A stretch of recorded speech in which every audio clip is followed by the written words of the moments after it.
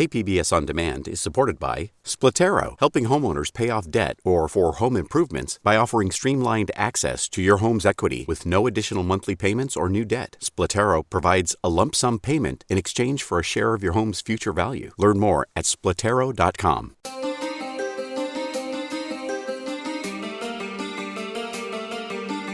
Welcome back to another edition of listener-supported KPBS Cinema Junkie podcast. I'm Beth Accomando.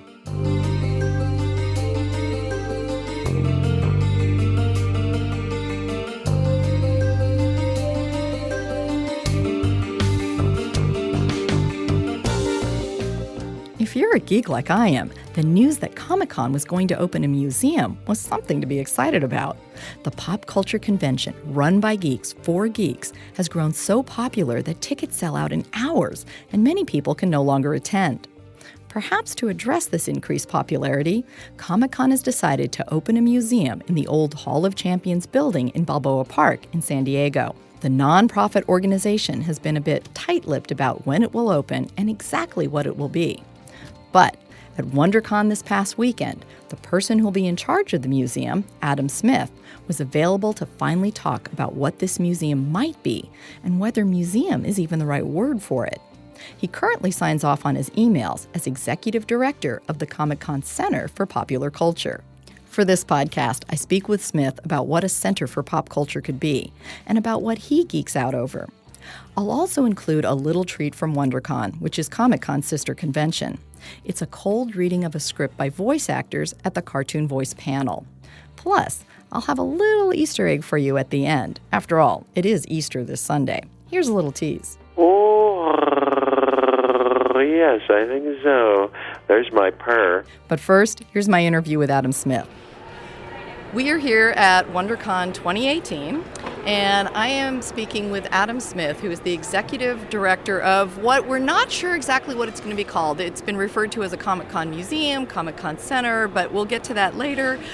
But first of all, I just wanted to ask you, this sounds like a potential dream job. So what is it about you that you think makes you a good person to take on this challenge? Well, it's certainly my dream job, and I've come at this really with a very strong background in museums. When I was a little boy, all I ever really wanted to do was to work with history. I have loved old things, and so it was either be an archaeologist or a history teacher or a museum person, and I ended up choosing the museum track. And ever since I was 16 years old, I've worked in a museum, and I ended up going to museum school in Scotland. Your listeners are probably realizing I wasn't born in America. So basically the last 25 years of my life I've spent in various different kinds of museums. I've done a golf museum, a coal mining museum, Victorian farming, done a lot of aviation museums, and I arrived with Comic-Con 5 months ago to try and help pull this amazing project together in Balboa Park. And I was saying to someone the other day, I feel like everything that I've done over the last 25 years, it feels like it's been preparing me for this moment. I do feel very humbled and very lucky to be in this job because it is really exciting. We have a very rare opportunity to imagine something from the ground up. There's no baggage here of a previous museum or anything like that, and it's such an exciting organization and such an exciting environment to be part of. You know, how can it not be a dream job? It does bring some challenges too, because there is a lot of my life I've spent sort of managing expectations. So you try and keep everyone's expectations down, and then you deliver something really awesome that exceeds everyone's expectations. And I think with Comic-Con, it's like it's not possible to do that because everyone already believes it's going to be really awesome. So to some degree, I've just got to accept that challenge, and we will make it amazing. I think I bring a professional background that is needed in a project like this. A museum is almost a medium unto itself. You know, we in the world of Comic-Con, we have comics and TV and film, and I would sort of say a place to visit is a distinct thing that has its own dynamics. And sometimes, actually, I talk to people and they think of museums like a book. You know, you start on page 1 and you go through it sequentially. And you know, one of the things you learn working in museums is that you can imagine it like that, but but people don't always walk from point A to point B the way you want them to. So you have a different design challenge and things like that. So I think I bring a professional background, but this also intercepts my sort of personal passion. And in many ways, I think my passion for Comic-Con, before I sort of talk about what I'm geeky about, my passion for Comic-Con, it almost starts with people. I've always found myself drawn to museums and the kinds of institutions that are what I would call social history kind of museums, that are about people. And I take a lot of my energy and a lot of my interest is in the history of human society and human people. And I think there's something really interesting going on in the Comic-Con movement, that the growth of fandom in America is something that really fascinates me socially, and I feel very drawn to the organization and the spirit of Comic-Con, if that makes sense. And it's also, I've always found myself a kind of a bottom-up kind of person rather as opposed to top-down, in the sense that a lot of museums are in the model of we hire expert curators that develop collections and decide what's important and then present that to the public.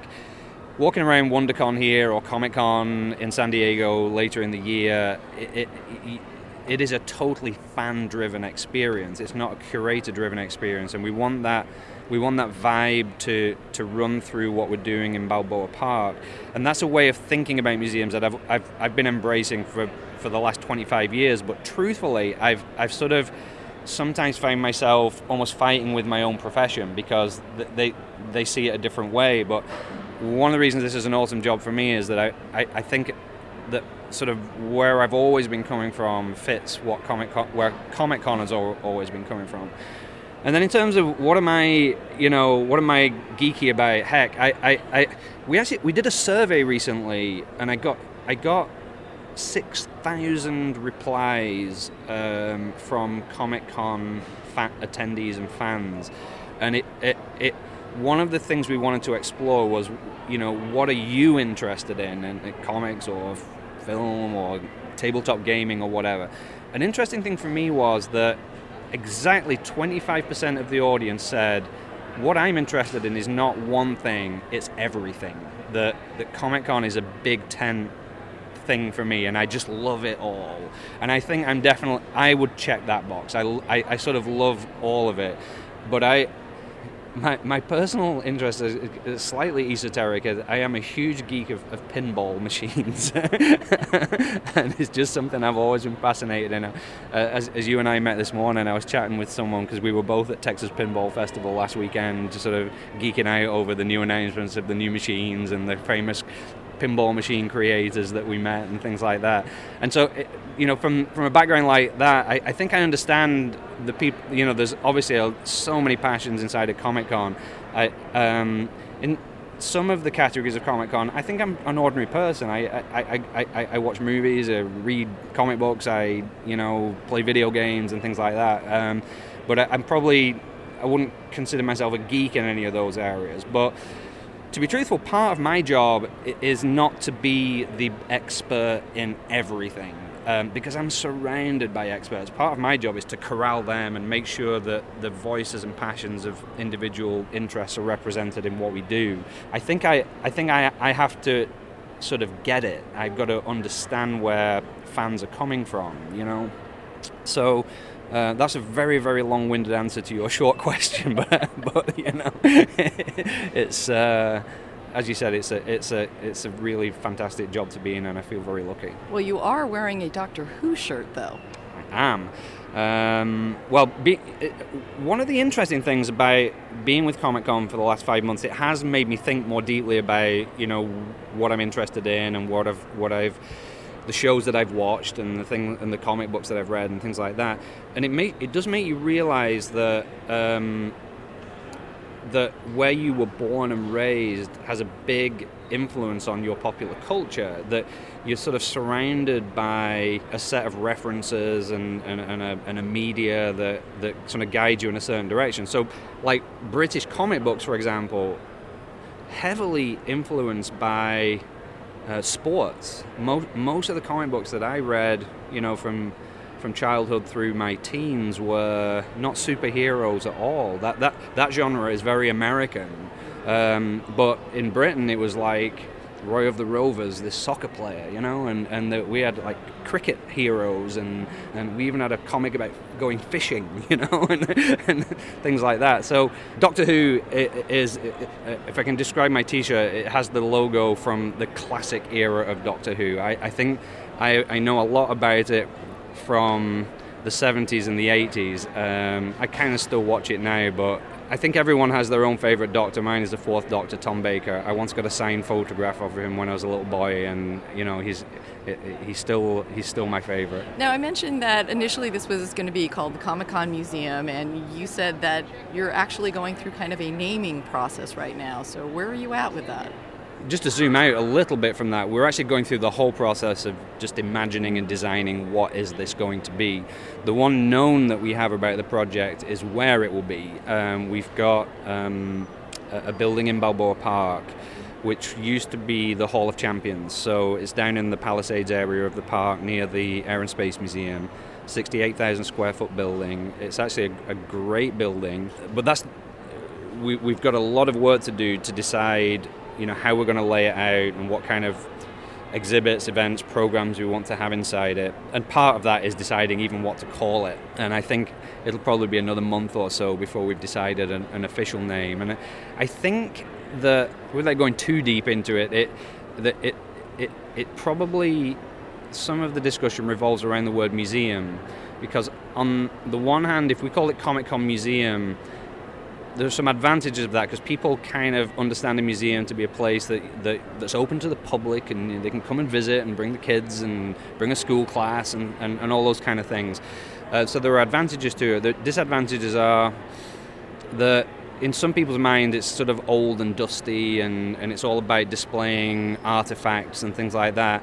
And I think we definitely want Comic-Con to, I think there will be some history in there, and we for example, we'll want to tell the story of Comic-Con in San Diego, but the driving force behind the thing is not really about historical displays, about Comic-Con, or it's as much about the here and now and the future as it is about the past. So I think we're mulling over whether to call it Comic-Con Museum or what alternatives might be out there, and we'll just go through that process.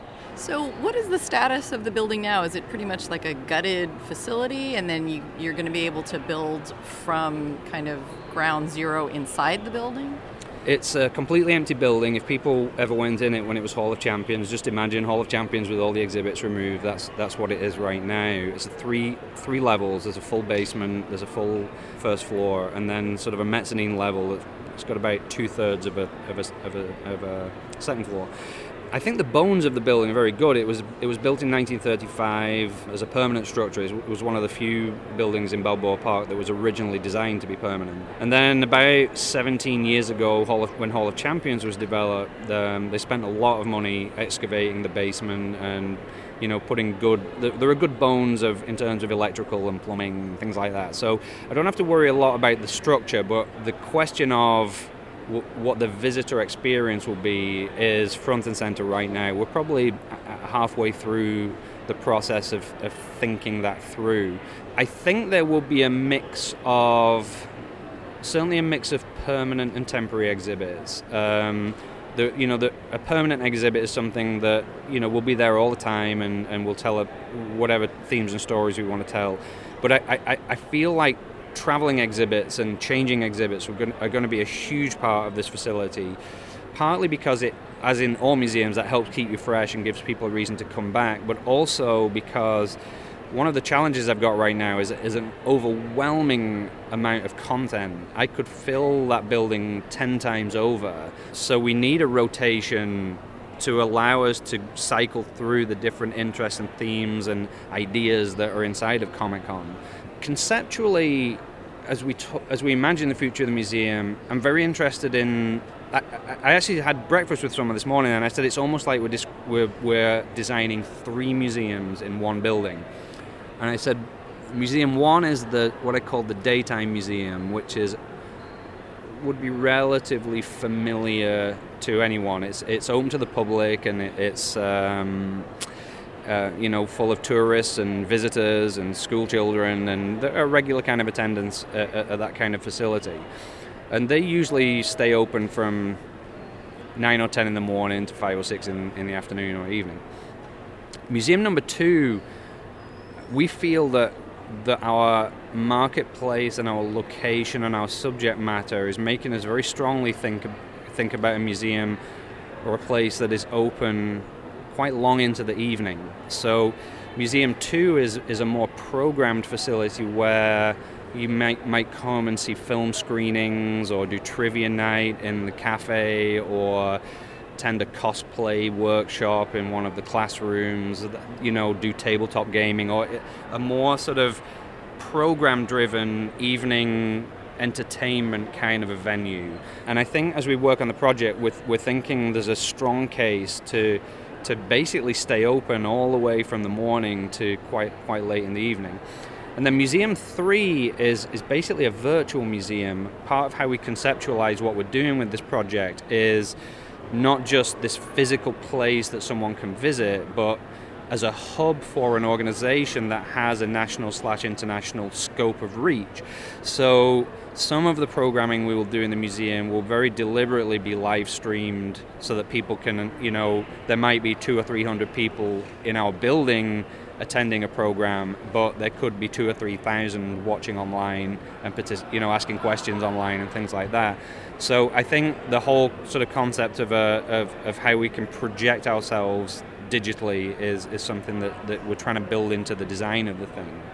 So, for example, one of the things that I'm pretty sold on is that I think we need to have a really good theatre in this space. I know many of your listeners are interested in film, and I think a state-of-the-art theatre where we can do screenings, but also have the kind of panels that people are familiar with from Comic-Con, I think is going to be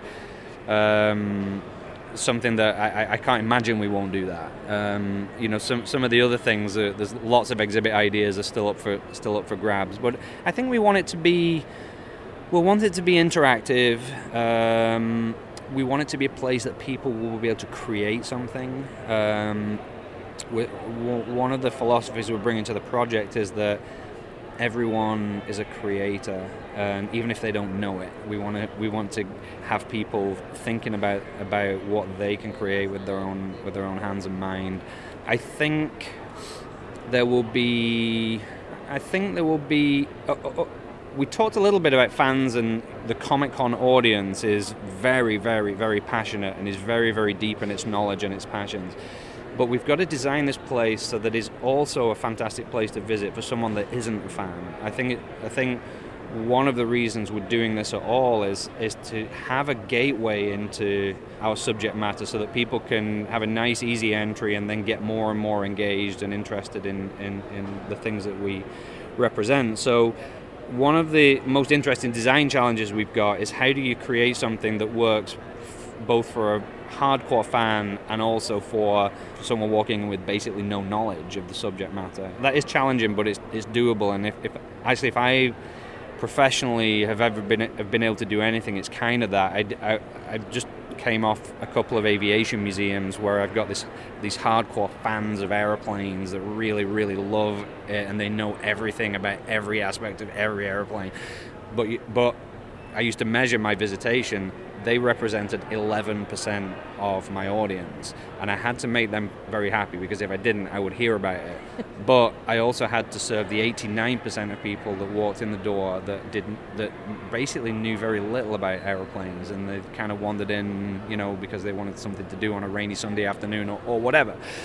I think if I've been successful professionally, it's actually in solving that problem. Now, having an empty building is a plus in the sense that you can kind of turn it into whatever you want. The downside is, I'm sure that costs a lot of money.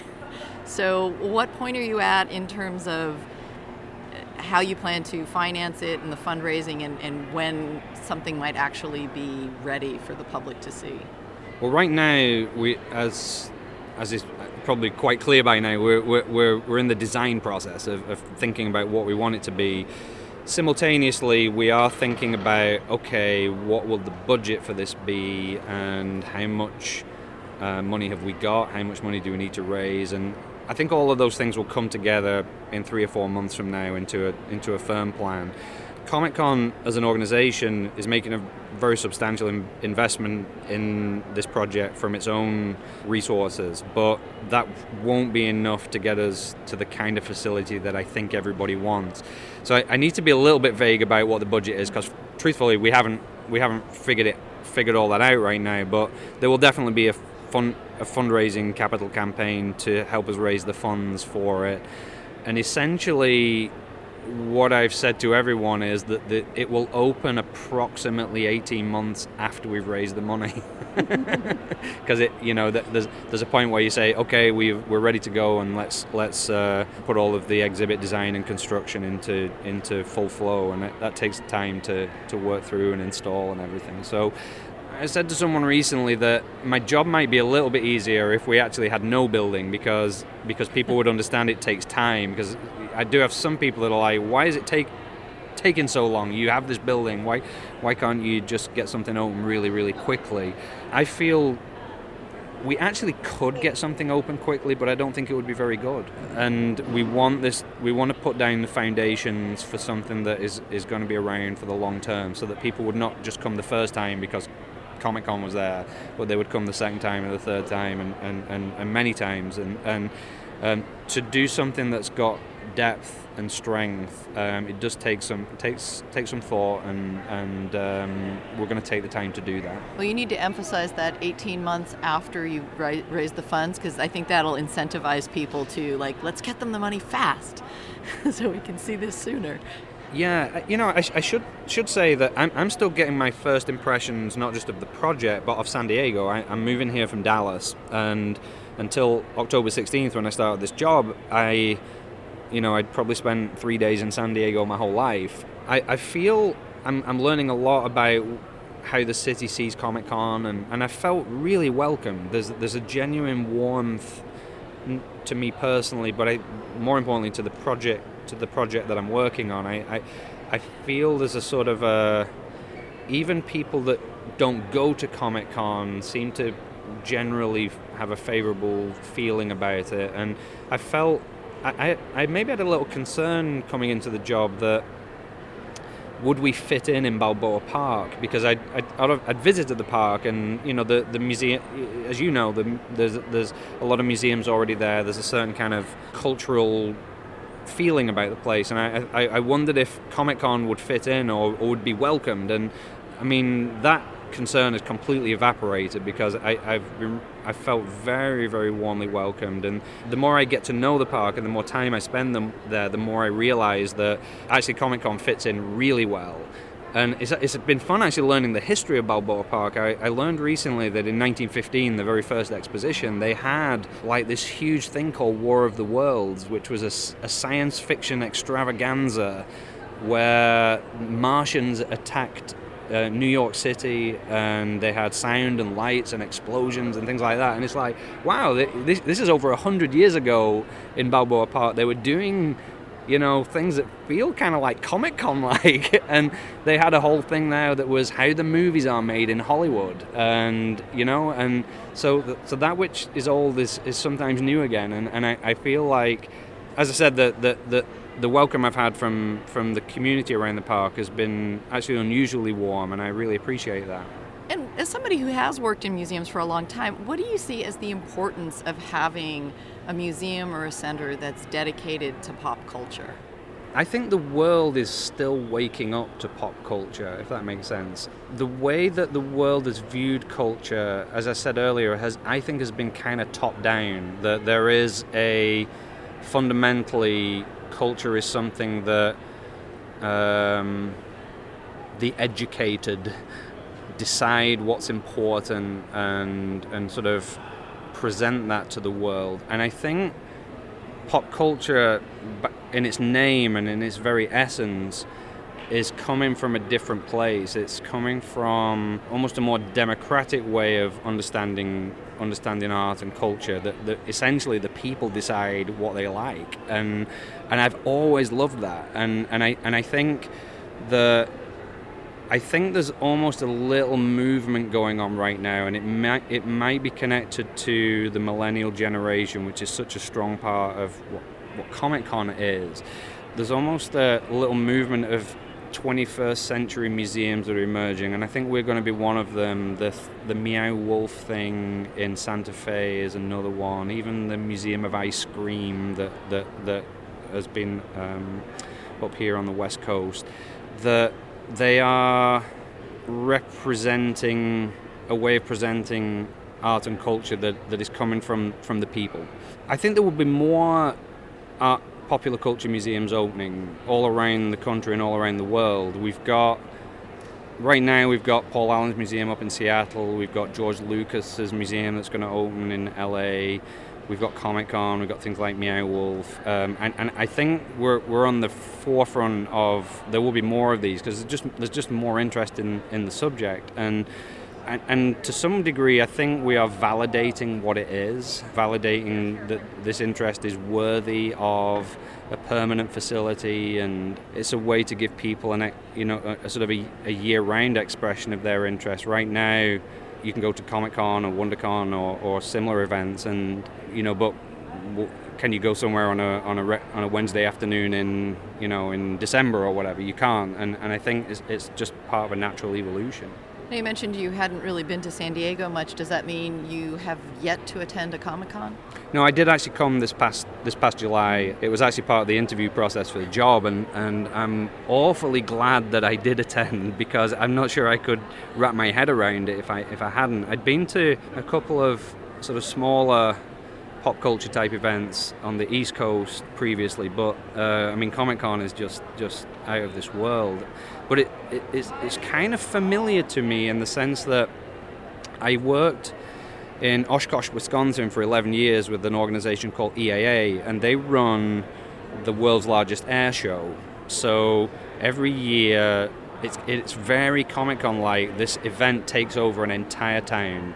750,000 people come, 10,000 airplanes fly in, and it's this huge explosion of passion. So when I came to Comic-Con, although I'd never been to the event before, the feeling of it felt extremely familiar to me, because it was exactly the same thing, just sort of like a happiness on everyone's face that they're here, they're at this amazing event, and just immersing themselves in what they love. Before we started the interview, you mentioned that at one point you were gathering oral histories for some project you had been working on.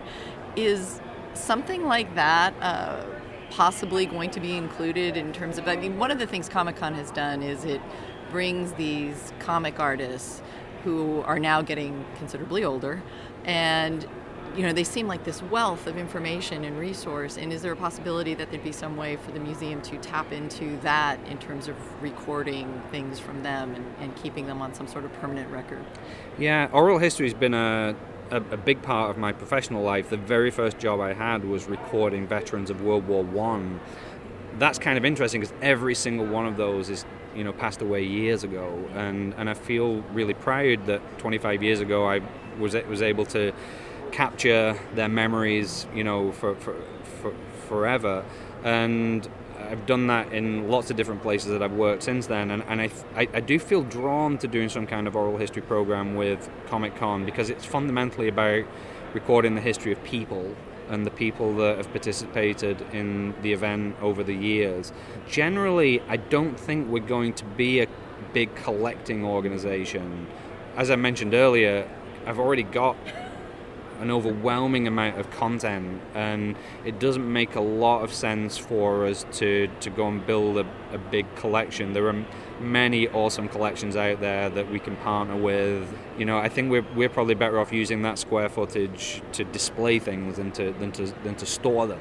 But oral history is something that I think it might be worth collecting for us, because I guess there's a little bit of it going on, but there's a lot of people's memories have not been captured yet. So at this point in time, what are your feelings right now about where you're at and what you're most looking forward to? I most look forward to getting it open because if I have learned the hard way in my professional life that museums or visitor attractions can be they're kind of shaky business models. They're a little bit like restaurants. 9 out of 10 museums are kind of fundamentally failing on some level. And I am absolutely driven on this project to make us one of the 1 in 10 that is, is viable as a business entity. And I've got plenty of scars on my back, that made me very afraid walking into this job. That just to make sure that we put the basics in place. The more I've worked on this project, the more convinced I've become that there is a very strong operating model at the heart of this for Comic-Con. So that's not keeping me awake at night at all, whereas in some previous jobs it has. What's keeping me awake at night is just getting it open on a reasonable time frame, because even the way you frame some of the questions today, people they want it to be open now, and so that can't happen fast enough. So what do I look forward to, honestly, is raising the money, because if there's one thing that's hard to accelerate, it's non-profit fundraising. I've done a lot of it in my life, and it's always based on relationships and making your case, and Comic-Con's never really done that before. So we've got a lot of fundamentals to put in place, and any success that I've ever had in fundraising is rooted in great relationships and a passion and a love that people have for something, and that is just abundant at Comic-Con, so I know we can do it. Well, it's been a lot of fun talking to you, and I hope that we'll be able to check in along this journey to find out when things are happening. Yeah, I look forward to the journey, and I think at various points along the way, we will have things to say, and in general, I am really intrigued by the idea of having quite an open process of how we conceptualize the museum. You might be familiar with something called Lego Ideas. It's Lego basically go to their fan base and say, hey, suggest ideas for kits that we could make. And so people submit ideas, and then they have this whole voting process whereby the fans of Lego decide what products the company ends up making. And I think it's 5 times a year they actually make a kit that came from the public. And I am really interested in bringing that kind of idea to our work, so that we have a methodology where our fans can suggest ideas, and our fans can upvote or downvote ideas, and we can implement them in the museum. That's something that over the course of the next year or two, I think you'll see us doing that kind of thing. And if people want to follow this progress, is there going to be some place like on the Comic-Con website, or are you going to be running a blog or something? Is there some place where people can kind of check in and see if those kind of things are being asked of them, or where they can see what progress is like? Yes, I have an email list that people can sign up to. It is. You can tell us. I actually don't have because we haven't named it yet, I don't have a website and a URL, and although we have reserved lots of names in case anyone's thinking they might want to go and try and grab them, all the ones that we might use, I think we've already got. But I if you go to comic-con.org/opt-in, that will take you to a page where you can join a mailing list. I've got a couple of thousand people already on it. That's a way just to keep informed about the different twists and turns in the project. All right, and are you looking forward to any panels or anything today here at WonderCon?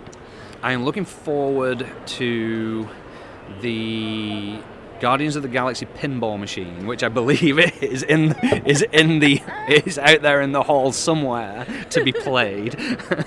I'm enjoying the cosplay immensely. In terms of the panels, I really am interested in Ready Player One, which is at 12:30 today. Everything I'm reading about that movie is really interesting to me. We didn't talk about it, but I'm very interested in what kind of virtual reality and augmented reality experiences we can build into our work in Balboa Park. And it seems like that movie's totally in that mindset. So I'm hoping maybe to get some inside information before the movie's released today. Well, and you can also walk down to downtown Disney, and they have The Void, which is a little Star Wars virtual reality. I went to it yesterday. Yeah? In fact, we should have talked about this. That absolutely blew my mind. There's been a few times in my life when I had an experience in a museum or a theme park or something, and I just thought, I will never be the same again. And have you been in The Void? We had a little misadventure there last night, but we're going on Sunday.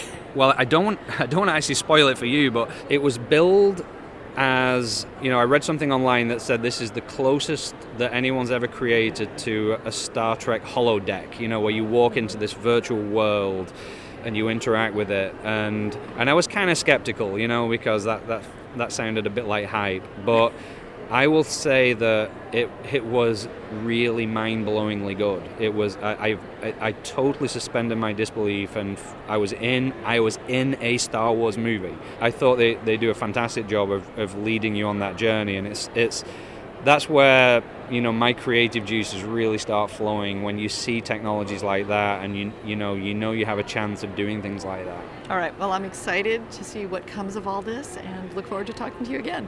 Thank you, Beth. I enjoyed the conversation. That was Adam Smith, Executive Director of the new Comic-Con Center for the Popular Arts that will hopefully open in the next couple years. And now for a little treat from WonderCon. It's the Cartoon Voices panel that Mark Evanier hosts every year at both WonderCon and Comic-Con. This year, the panel at WonderCon featured 5 masters of voice acting. Neil Ross of Kung Fu Panda, Legends of Awesomeness, and Transformers, Eliza Jane Schneider of Final Fantasy and Skylanders, Wally Wingert of Batman, Arkham Asylum, and The Garfield Show, Julie Nathanson of Marvel Avengers, Suicide Squad Hell to Pay, and Far Cry 5, and Townsend Coleman of Teenage Mutant Ninja Turtles and The Tick. This is the part of the panel where the actors are given a script they've never seen before and are asked to do a cold reading with some hilarious results. Now, usually they'd have plenty of time to study their scripts. We're not going to give them that. Usually we'd ask them to adhere to the exact lines that are written. We're not going to require them to do that. This is a very boring script intentionally. Anything funny that comes out of this was added by these people. So, if you are anywhere near ready, or even if you're not, we will start with line number 1, Mr. Ross. Once upon a time, there was a house with the most beautiful garden anyone had ever seen. Peasants would gather around to admire it, and especially to ask about one special plant. Whoa! What is that beautiful flower that grows there? It's called a rampion, and it grows nowhere else for thousands of miles around.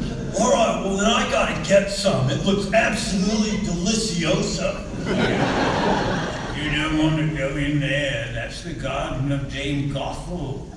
Rhymes with brothel. Oh wait, there's 18-year-old and younger, I'm sorry. She's a wicked witch. She'll cast a spell on anyone who dare touch her rampion, if you know what I mean.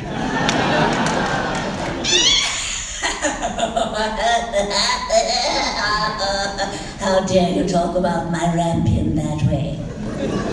I know what you want, but you can't have it. Keep your hands off my rampion, or else. Everyone stay far away from her garden. Everyone except a woman who lived nearby with her husband. Would you believe each day she would look longingly at the garden? Henry, I have an overwhelming desire for a salad made from that plant. But there's an evil witch. And shouldn't we focus on having that child we wanted for so long? Oh, yes. Keep your pants on, honey.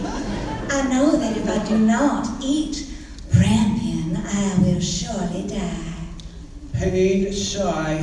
Very well, my dear. If you want it, you will have it. Sir Henry climbed the wall into Dame Bothel's garden and began picking rampion, and that was when the witch appeared. You! How dare you come into my garden and steal my rampion?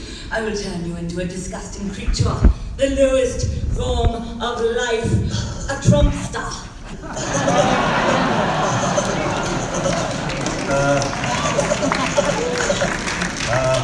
Would you please forgive me and stuff? My wife craves rampion so badly. She's gonna die and stuff if she doesn't have something to eat. So could you stop sucking and do it? Well, if you're willing to tell me the truth, I will let you take as much rampion as you want on one condition. condition. You must give me the child, which your wife will bring into the world. I shall care for it like its natural mother. I can't do that. I'm sorry. It's very didactic and pedantic. I'm sorry.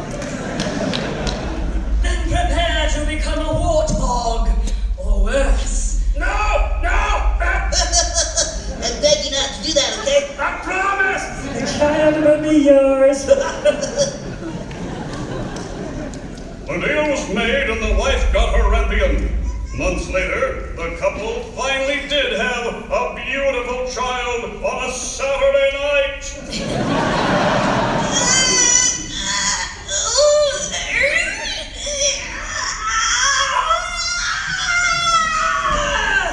Here is the daughter. Henry, my love. That was when the witch appeared. There's daughter, you kidding? She is mine, and I shall name her Rapunzel. Evil laugh. Is that a monkey laugh? Evil monkey laugh. I liked it a lot. And with that, the child took the... Hey, wait a minute. And with that, the witch took the child and departed dead. Cries of woe. And in the years that followed, Rapunzel grew into a beautiful young woman.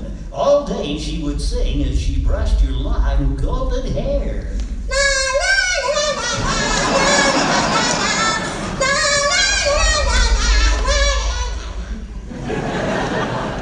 Yes, so beautiful she was. Feared she would lose her, Dame Gothel was. Yes. Servants! Where are my servants? Yeah, you call for us, madam? Someday, a man shall happen by and take my beloved Rapunzel from me. Huh? Well, yeah. That's the way in nature, madam. No, I must prevent it. I want you and other servants to build a tower 20 feet high in the middle of the forest. Well, that sounds pretty easy, but, like, seriously, how many doors would you like to have? Like, one, no, maybe two, no, three? No doors! No. No doors, Okay. but one small window into a room at the top. There, I shall keep my child forever! And so the tower was built, and Rapunzel was placed inside. When Dame Gothel wished to visit her, the witch would station herself beneath it and call out, Rapunzel, Rapunzel, let down your hair so I may climb the golden stair. Yes, mother. Oh, boy. Let me unfasten my braided tresses so that you may climb my hair, whatever you're into. Here they come. Hairball. Oh, my dear Rapunzel, you look so safe and lovely up here. Oh my god, thank you so much, Mother. But like, I don't know, like I'm sort of like thinking like maybe to get to meet like some other girls or like some boys. Silence! I forbid it. But do not be lonely. I shall visit you at least once a week. As you wish, Mother.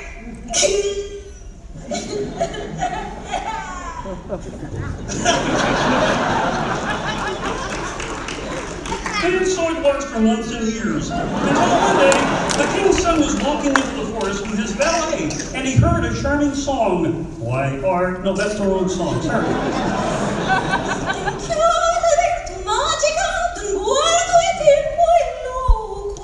Oh, what a beautiful song. Valet of mine. Arthur? Who is that singing so lovely? I know not, my prince, but it would seem to be our native Snout. tower over there. So it is. I must see the face of one who possesses such a wonderful voice. How do I gain entrance? There appear to be no doors into this tower. And no stairs. Who built this dump? They searched in vain for a solution, but finally he was forced to return to the castle unfulfilled. For days he was haunted by the memory of the voice, even when dining with his father, the king. My son, you are not paying attention. I'm sorry, your father. It's just that I keep hearing. Well, you're a real tough cookie with a long history. I can't stand that voice. What voice? I hear no voice. You're high again, aren't you? I told you to stop sniffing that. You know, I can't help myself, Father. But I didn't suppose you would, or that you could. But I must go to it and be as near to it as I can be. So I say to you, yes, I say to you, farewell. Your Highness, where is the prince going? You know, you're kind of cute. I can only guess the answer to that question, my faithful valet. I'm sure you recognize that look on his face. Indeed, I do. Yes, sir. It is the same look you had when first you met the woman who would be his mother. Disgusting. That day, and for all the... Oh, wait a minute, that's not my line.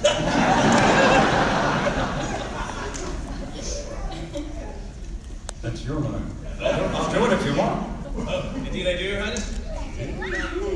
Oh, that number 2. Yeah, number 2. Okay, so. Number 2. That day, and for all that followed, the prince lingered near the tower, listening, dreaming, scheming, fantasizing.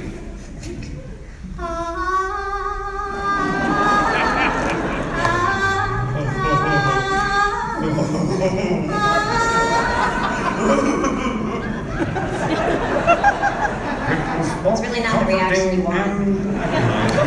Until one day when he saw an old woman approach. He hid behind a tree and watched. Rapunzel, let down your hair so I may climb the golden stairs. Oh my god, just take it. That's awful. He watched the woman climb into the tower, remain there for a few minutes, then leave. Once she was gone, he knew what she had to do. Yo, Rapunzel! Rapunzel! Hello! Let down your hair so I may climb the golden stair. Who are you? I am the man who loves you. Let me just get this straight. You said you love me? Oh, here's my hair. I'll let it down for you. Immediately, the hair descended, and the king's son ascended. I'm sorry, did you say you were a prince? I might have the wrong tower. No, I am, and I have never seen anybody as beautiful as you. Will you come live with me in my kingdom? Yeah, obviously. I mean, okay, dude, I am in a tower, there are no doors, there's no window, it's just me and my weird mom. Do you think I'm not gonna come with you? What, Okay, do you think I'm fine, then it's settled. Just let down your hair and this up. Be off. Okay, I'm sorry, like, you're not a mathematician or a physicist or anything. I cannot climb my own hair. Yeah, I didn't think of that. Oh my god. Let me climb down your hair and... Don't get ideas. No, don't get any ideas. Let's just get gross. He slid down her locks, but when he reached the ground, the witch was waiting for him. You have come to take Rapunzel? Now you'll never see her again! He will laugh.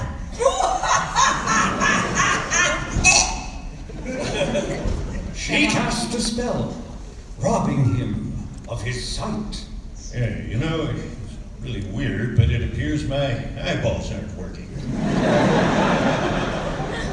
In a whirl, for years, he would wander in the woods eating only plants, berries, wild locust, and honey. Meanwhile, in the tower... You wicked child! I thought I separated you from the world, but you lascivious little bug spray! You were ready to leave me. For that, I will cut off your beautiful hair. No, don't do it. Look, I just have to Instagram this one thing. Hold on 1 second. Wait, Snapchat.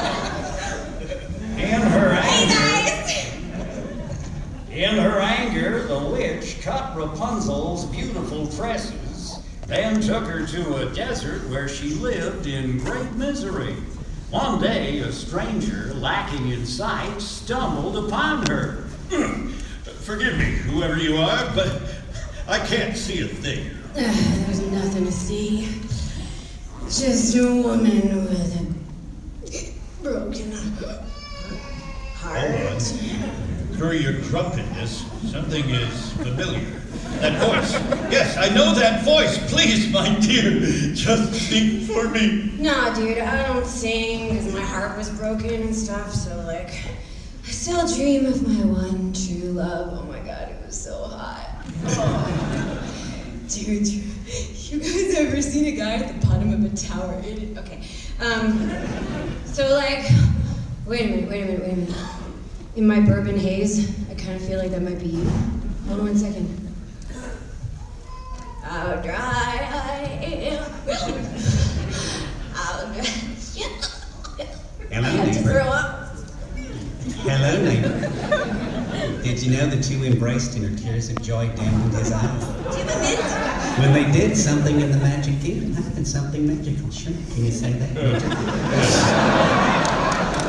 Just a little closer. Yeah, there you go. Yeah, a little tighter, right about there. Yeah. Oh, good. Oh, my goodness. That was very nice. My eyes, I can see again. Oh, yeah. She's I that good. I can see you, and you are even more beautiful than I ever remembered.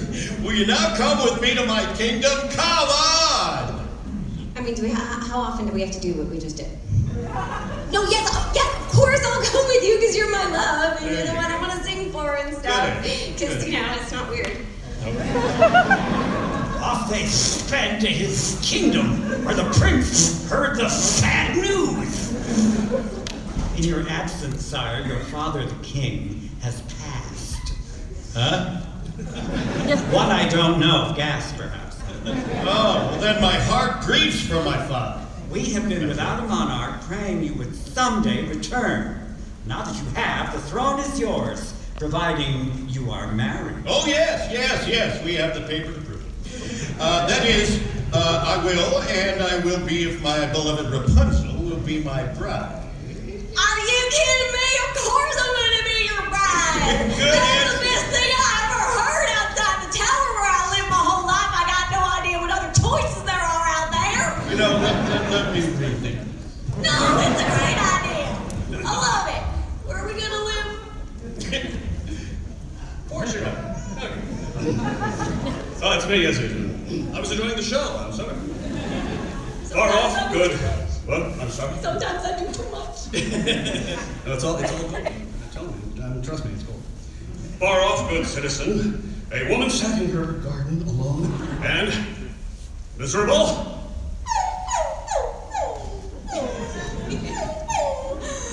I have my rampion, but I do not have my beautiful, singing, bizarre, smurf-like daughter. Wait, hold it! I think I found your rampion. That's not rampion at all.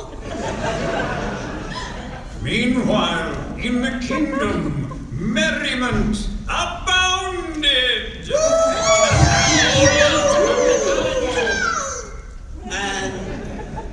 new king and queen. They lived happily ever after.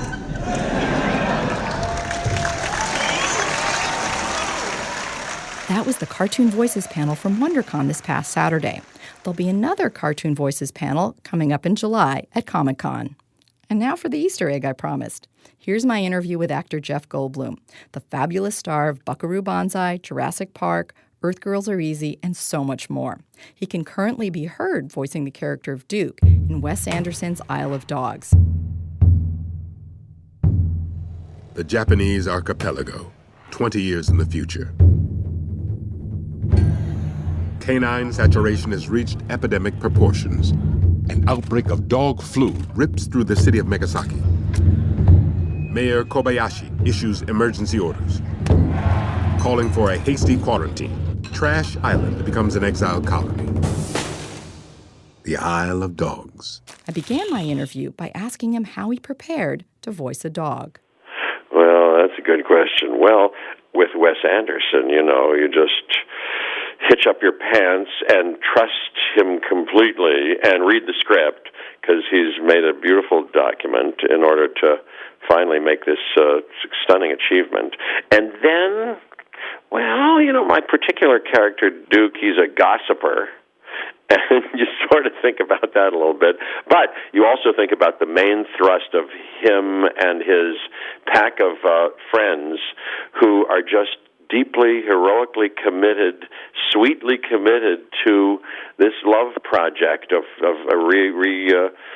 uniting this young boy and his dog. They'll give their lives for it, just like real dogs. They're just devoted. They become just such great, lovely, lovely friends, as we all know. I have a dog named Woody, and in preparation for this, I looked into his eyes deeply and spent more time with him maybe and thought about him a little more and loved him up a little bit more. How do you actually do voiceover work for something like this? Do you read it first and then they animate to it, or do you get to see the image that you're actually voicing to? First you record it and then they animate to that, although they've got a couple of examples. And so early on he sent me the script, Wes Anderson, and he showed me a couple of pictures of things that were going to inspire this whole style and look of things, some Japanese drawings, and then I think some early, sculptings of some puppets. But then you do the voice in a thing like this, and then they spend 3 years, doing gorgeous work where they fill in your performance and move these puppets around, and you can see because how good they are, it seems like all your thinking and feeling is captured and depicted in their eyes and what they do somehow, The animation in this is so enchanting, I have to tell you. I think so too, I know. And did you have any influence, or did your performance have any influence on how Duke ended up looking? I don't know about that. I haven't asked about that specifically. They will generously say, these Wes and the artisans and artists who did this, that, they were inspired by the voices, and the voices gave them something. But, and maybe they did. And you can see, yes, that with each little breath, they're following your breath and breathing and thinking, and what seems to be, if you take a pause, they sort of fill in and depict what you must be thinking and doing during that pause in a kind of a beautiful way. So they are working with the voice in a very talented way, but I'm sure they had ideas about the kind of breed of dog and what they looked like, and I don't know, maybe they evolved. I haven't heard anybody talk about it. Maybe they evolved, as they were doing it from the vocal performance, but I'll bet they had very clear ideas about how they wanted everybody to look and had already gotten drawings and all that stuff. So what are the challenges for an actor when you're doing this kind of voiceover or voicing a character as opposed to, physically acting it out? Well, you only have you can't make all your faces, that you usually try to do, and put on your nice clothes and say, hey, how about these jeans, You just go, of course, with this, and you trust Wes Anderson to make it look great. So, but you don't have that to do. You got to do it all with your voice. But it's not so hard. Actually, I was in a recording studio a year ago, and Wes was on the phone from, I think he was in New York, where he'd invited me to record with Bill Murray and Bob Balaban and Ed Norton and Bryan Cranston, because we're a pack of dogs, but I couldn't do it, so I had to do it all by myself. So I just had to listen to his direction, I'd been studying the script and try to do my lines like I thought they might be done, and then he had ideas, he wants something subtle and naturalistic, and he had great ideas that made me laugh, and we worked on it for a while until he was satisfied. But it's pretty easy because, I did that for 3 hours, and then they went off and worked for 3 years, really, on the rest of the performance. So I had it comparatively easy. What kind of a director is he to work with? Is he someone who sticks very firmly to the script, or does he allow you to have some play with what that dialogue he's written is? That's a very interesting question. He is a great combination of somebody very meticulous, like I think the Coen brothers are in relation to dialogue, and Aaron Sorkin, and if you do a play, if you do a David Mamet play, which I've done, different plays, you got to render the words verbatim and try to make it sound like you're making them up. And he is in my experience in these few movies I've done, something like that. And I remember on Grand Budapest Hotel, I had a big speech, and I'd been working on it conscientiously, and after the first or second take, he said, you're changing this, and this was literally, so you're changing this and to a thee, or maybe it was a thee to an and. And he said, I know, but I'm not just doing that carelessly. Here's why I think it feels right to me. And he said, I understand what you're talking about. Can you please do it the other way and just stick to it? I said, okie dokie. But having said that, within this sort of bullseye that he has sort of beautifully struck already, it feels collaborative and free, and you do many takes oftentimes, and within this little sort of idea that he's got, which is really a big idea, you get to play, and he feels like a very great actor's director. And he gives you ideas how to sort of nuance it, and he says, please do it how you like it, and it's like that. It's a very fun kind of process. Well, you've also worked with another very independent director who has a very distinct voice, too, Hal Hartley. You did Fay Grim. Oh, that's very interesting that you should bring that up. That's right. I loved Hal Hartley, but by the time I worked with him, he was in Berlin, living in Berlin, and Parker Posey was in that movie, of course, and Saffron Burrows. Yes, he's got an individual, unique voice, doesn't he? Yes, he does. I love his stuff, too. Yeah, I know. I'm lucky. I mean, I'm getting a chance to work with Taika Waititi recently. There's nobody like him. And he, speaking of which, is very improvisational. We did a lot of improvisation in Thor. Let's stop there. You know what? I woke up this morning thinking about a public execution. I did. I really did. But for now, I'll settle for this sweet little, who's going to get him first? So, you're on the clock. This means go. Did you not get that? That's the universal sign. Was I not clear? Oh, for heaven's sakes. What did you make of that? And then I worked on that Jurassic World movie with Colin Trevorrow, who wrote and directed the last one, who directed that Jeep commercial that I did where I reprised my Dr. Ian Malcolm character that they showed during the Super Bowl. How do you like it now, my friend?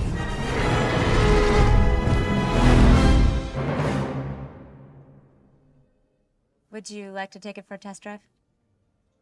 I just did. And J.A. Bayona was the director of this next one, and that was a lot of fun. And then I did this movie with Jodie Foster called Hotel Artemis that's going to be out this summer, where I played a kind of a bad guy. And then I just finished this movie with Rick Alverson called The Mountain. And who's in that with me is Ty Sheridan and Udo Kier and Denis Lavant, you may know. I think that's going to be an interesting movie. And then I've got this record that I'm going to make. Decca Records is making this record. I play jazz piano with a jazz group, and we're going to do a record at the Capitol Records building live May 18th and 19th, pretty soon. Well, you always have fascinating work. One of my favorite films, since you brought up a few others, I'm going to say that Buckaroo Banzai is one of my all-time favorites. Thank you very much. I like that movie, too. Buckaroo. How's the patient?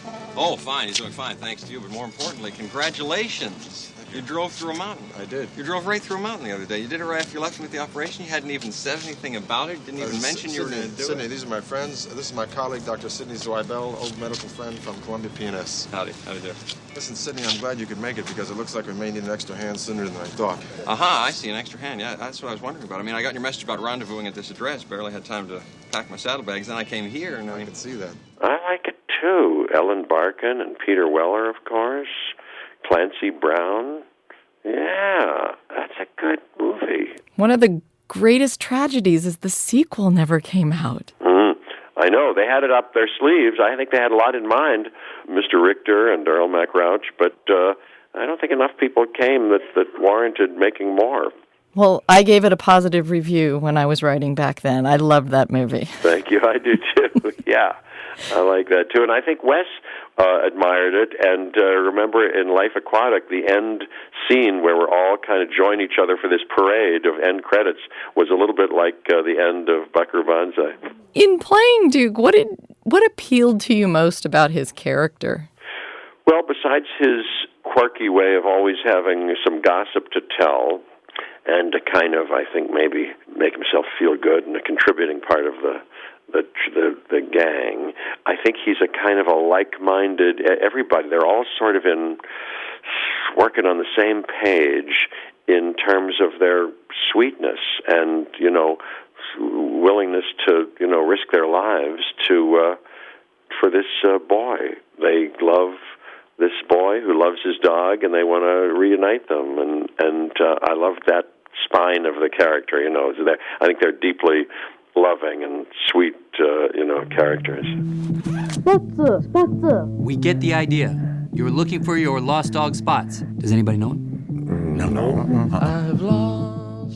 I have to say that after the film ended, I felt like I needed to hug a dog. They should have dog rescue people out at. Well, you're right. There are going to be some screenings where you can bring your dog, and people will be watching it together. And then on the Today Show, as part of this publicity, a little tour, I went on with the Best Friends Animal Society, and we had a couple of dogs that people could call in and adopt, and they told me some things that I didn't even know, which is that 4,100 roughly cats and dogs get killed every day just because there's no room at the shelter and they got to kill them. And Best Friends' goal is to, by 2025, have no more kills of that kind. So they do good work. And yeah, I know the movie is very we love dogs, kind of thing. And you do want to love your dog, I know. They're beautiful creatures. Well, and the animated creatures are so appealing that you just want to reach out and give them a hug. I know. I feel the same way. All those, every dog. I mean, Liev Schreiber's dog and Bryan Cranston's dog, so appealing, and Scarlett Johansson, so beautiful and appealing. I know. I like those dogs. How about Tilda Swinton's dog? Gorgeous little Oracle pug, and F. Murray Abraham's dog. They're great. Do you think you could have done this if you'd been asked to voice a cat? Oh, yes, I think so. There's my purr. I could have been a cat. Cats are very beautiful, too. Yeah, cats are very sensual, of course, and self-possessed, I guess is the cliche, but I'm sure there are many different kind of cat psyches. Oh, yeah, I could play a cat. Sometimes I don't like talking animals so much. I like Mr. Ed, but I like the Wes Anderson version of animals where they're kind of like smart, interesting people with recognizably people, personalities. Nobody's giving up around here, and don't you forget it, ever. You're Rex. You're King. You're Duke. You're Boss. I'm Chief. We're a pack of scary, indestructible alpha dogs. Well, what's fun about the film, too, is that the dogs are framed and shot just the way he frames and shoots his live actors, and they have the looks and the mannerisms that you have seen in his past movies for humans. I know. He's a genius.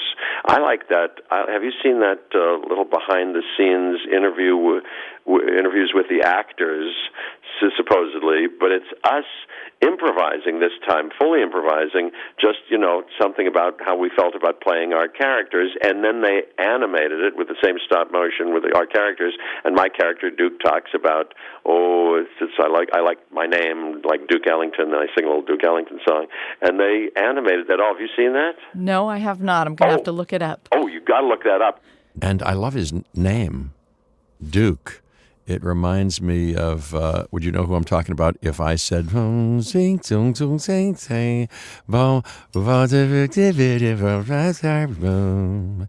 you know who I was talking about? Of course, Duke Ellington. That's right, Duke Ellington. And they have a version of it for if you go to the theaters in virtual reality, so you can put on those glasses and be right next to the character. I just saw it today. It's kind of spectacular. And have you gotten to see the finished film yet?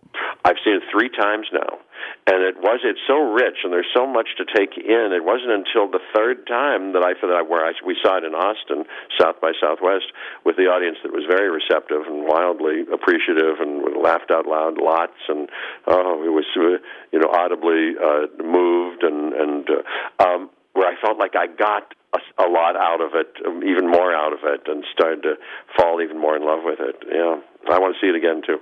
Did anything surprise you when you saw the whole thing finally put together? Oh my gosh, it's all shockingly surprising how gorgeous it is, and how every, as you follow your own character that you voiced, it's, I didn't know it was going to be doing all sorts of things that it does.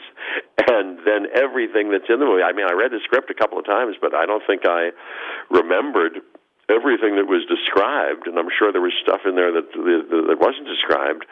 Very surprising, yeah. And I was surprised how funny it was, and how moved I was, and how culturally relevant it is now, what with anti-fear-mongering as it is, and anti-bigotry, and pro-student uprising, and and how it indicts corrupt political factions who will deny science, for the purposes of their own nefarious profit-making of one kind or another. And then how moving it was, just the story about the boy and his dog, and how lovely that was, and how it was about dogs, not only how we love them, but how they love us, and how they're, rightfully our best friends. Well, I want to thank you very much for your time. Thank you so much. Talking to you, and especially today, because my car was stolen out of my driveway, and I had this to look forward to. You've got to be kidding. This is a momentously horrific day. I'm so sorry. Well, I hope you get it back. And I hope so, but talking to you made the day brighter, so. You're so sweet. Well, thanks. Good luck on everything. Thank you, and good luck with the film. Thank you very much.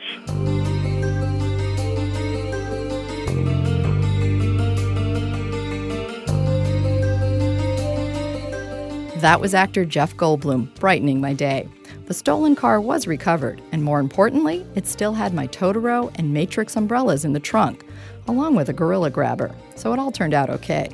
If you enjoyed this podcast, please leave a review on iTunes. Your recommendation is the best way for Cinema Junkie to build a bigger audience. You can also provide financial support to keep the podcast going by donating online at kpbs.org/feedthejunkie. It's also tax deductible. Thanks for listening, and remember to check out the archives on iTunes or at kpbs.org/junkiepodcast. Till our next Film Fix, I'm Beth Accomando, your resident cinema junkie.